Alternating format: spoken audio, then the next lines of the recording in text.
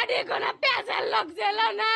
আমার বাড়ি আমাকে কাছতে কাইন্দা কাইতে টাকা নিয়ে বন্ধু বান্ধবকে খাওয়াতো।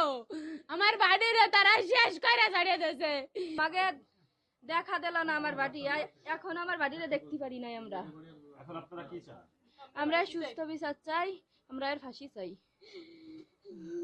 এরাই খারাপ কথা বলিস। আমার ছেলে বলেছিল যে তোমরা মেয়ে ছেলে দেখলে 10 হাত ছেড়ে থাকবা, তোমরা খারাপ কথা বলছো কা, যাও তোমরা এখান থেকে যাও। একটু তাকে গায়ে হাত দিয়ে সরাই দিচ্ছে যে এইভাবে মাথায় দিয়ে যে যাও এই জায়গার থেকে।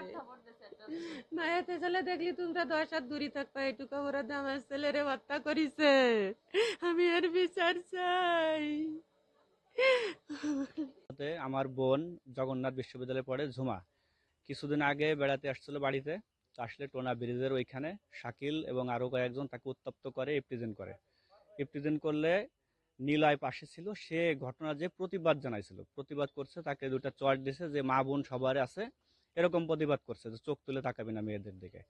তাকানোর পরে 10 দিন পর কালকে সে ওয়াজ মাহফিল শুনতে গেছিল, ওইখানে তাকে হত্যা করছে লোকজন নিয়ে। 15 দিন আগে যে একটা ঘটনা ঘটছিল আমাদের টুনাতাল বেড়ে ব্রিজের ওখানে, আমাদের গ্রামের একটা মেয়েকে ওই ছেলেগুলো, উচ্ছৃঙ্খল ছেলেগুলো ইপটিজিং করছিল। তো তখন নিলয়কে ওই মেয়ের ভাতিজা ডাক দেওয়ার পরে নিলয় যে প্রতিবাদ করছিল তাদের সাথে যে তোরা এগুলো করবি না, এগুলোর থেকে দূরে থাক। তো তারপরে ওরা আজকালকে ওয়াজ মাহফিল শুনতে যাওয়ার পরে সেই ঘটনার সূত্রপাত ধরে তারা তাকে মার্ডার করে ফেলছে।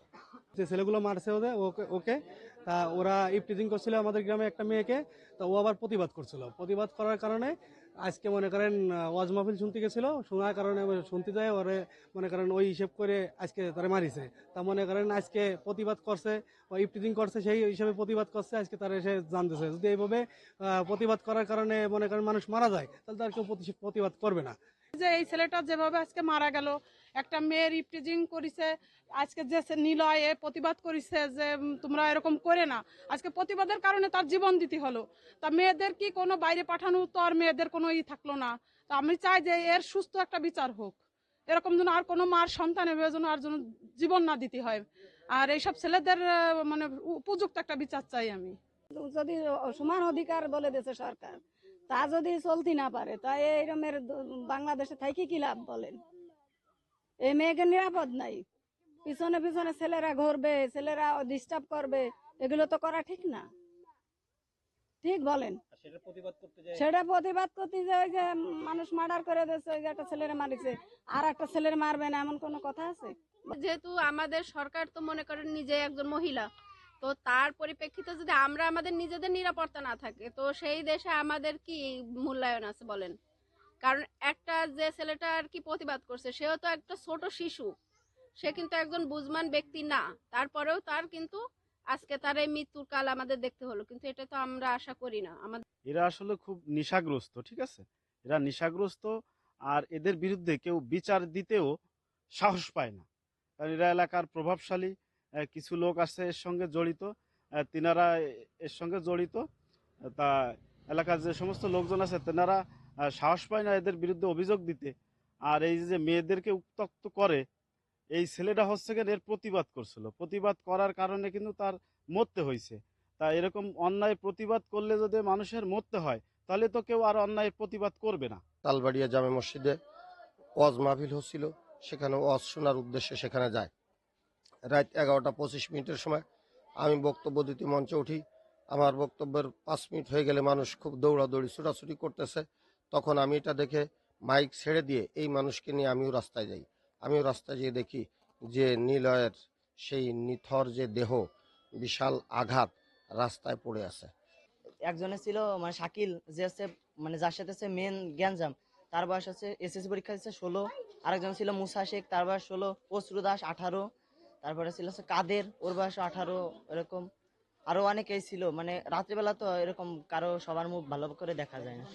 আইনিলা এবার বলতেছিল কি যে ও আমারে মারিছে। পরে আমরা পরে গেছি সবাই, আমরা পরে যাই দেখি ওকে ধরে মানে মানে পরে দাওটা সব দেখছি। তারপরে ওরে একটা কোপ দিছে।